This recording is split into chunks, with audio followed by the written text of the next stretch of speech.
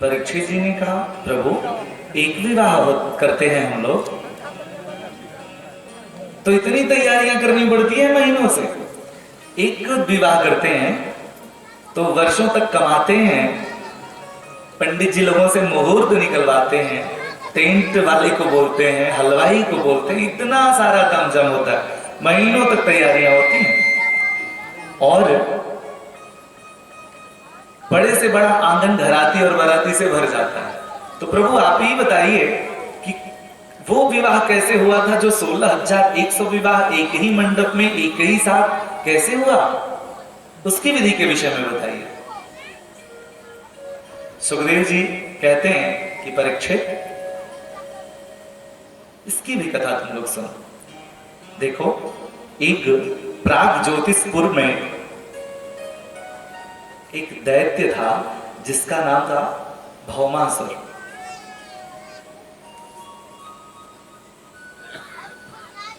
वैसे इसका नाम था नरकासुर, लेकिन भूमि का पुत्र होने के नाते ये इसका नाम प्रसिद्ध हुआ भौमासुर। भौमासुर ने ऐसी प्रतिज्ञा किया था कि 20,000 कन्याओं से मैं एक साथ ही विवाह करूंगा। अब तो राजाओं पर आक्रमण करता, राज्य में राजाओं को मार डालता और उनकी जो युवा कन्याएं थी सबको ले आता, अपने कैद खाने में बंदी बना लेते।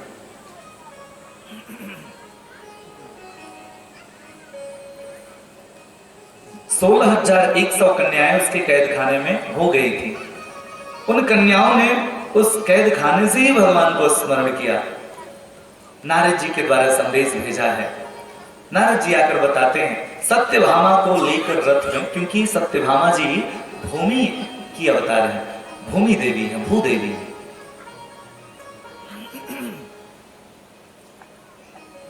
सत्यभामा को लेकर जाते हैं।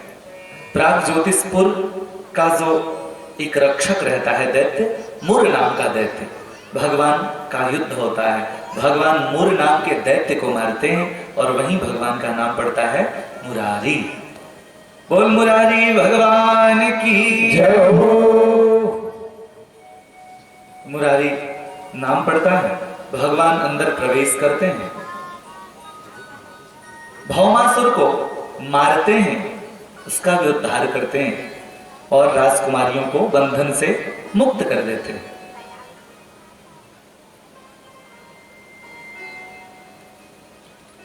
राजकुमारियां कहती हैं प्रभु आपने इस बंधन से तो छुड़ा दिया, इस कैद खाने से तो छुड़ा दिया, अब हम कहां जाएं? भगवान ने कहा अपने घर चली जाओ। कहा नहीं नहीं प्रभु, अगर हम अपने पिता के घर जाएंगी तो हमें कौन रखेगा, कौन राजकुमार हमसे विवाह करेगा?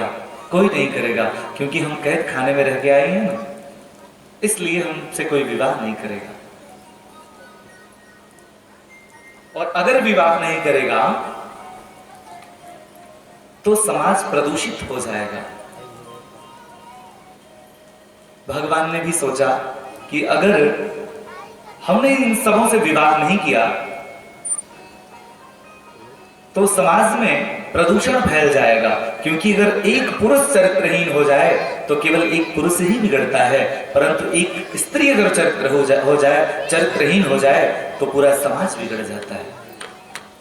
अगर इन सबों का विवाह नहीं होगा तो ये राजकुमार अगर विवाह नहीं करेंगे तो ये सब किसी दूसरे जाति के पुरुषों से विवाह करेंगे, किसी दूसरे धर्म के पुरुषों से विवाह करेंगे, तो समाज में उनसे इनसे उत्पन्न जो पुत्र होंगे वो वर्ण संकर होंगे। जो वर्ण संकर उत्पन्न होंगे उनको श्राद्ध आदि कर्म का अधिकार नहीं है। वर्ण संकर श्राद्ध करने के अधिकारी भी नहीं माने जाते, उनके हाथ से देवता लोग पूजन भी ग्रहण नहीं करते हैं। जायते वर्ण संकर गीता में भी आया है। अगर वर्ण संकर हो जाएंगे तो श्राद्ध आदि क्रिया विलुप्त हो जाएगी, श्राद्ध कर्म विलुप्त हो जाएंगे। अगर श्राद्ध कर्म विलुप्त हो जाएंगे, श्राद्ध नहीं होगा पितरों का, तो पितर असंतुष्ट हो जाएंगे। जब पितर असंतुष्ट हो जाएंगे तो समाज में विकृति फैल जाएगी, सब दुखी होने लगेंगे। इसलिए 16,100 कन्याओं से भगवान ने एक साथ ही विवाह किया। और पूरी संख्या कितनी हो गई? कहा 16,108। कितने विवाह हुए भगवान के? 16,100। अरे जोर से बोलो ना, मौन व्रत करके आए हो क्या सब लोग? हाँ, इतने विवाह हो गए। किसी ने पूछा प्रभु ये भगवान कैसे हो सकते हैं जो इतने विवाह किए? ऐसा भगवान जो इतना विवाह करे?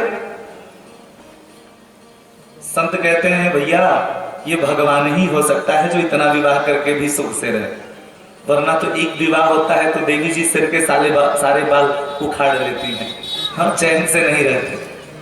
और जिसके इतने विवाह हो तो कहीं जिसका दो विवाह हो जाए उसका क्या कहना? एक हाथ पकड़कर एक पत्नी खींचती है, दूसरा हाथ पकड़ के दूसरी वाली खींचती है,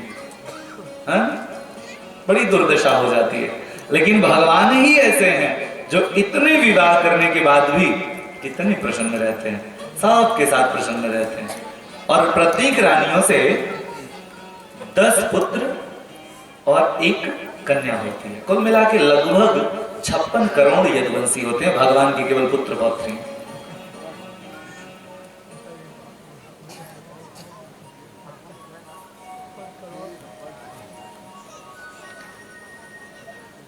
और भगवान सबके साथ आनंद से रहते हैं। ऐसा नहीं है कि किसी के साथ भी भगवान आनंद से न रहते हैं। सभी देवियां बड़े भाव से स्तुति करती हैं, पूजन करती हैं, हे प्रभु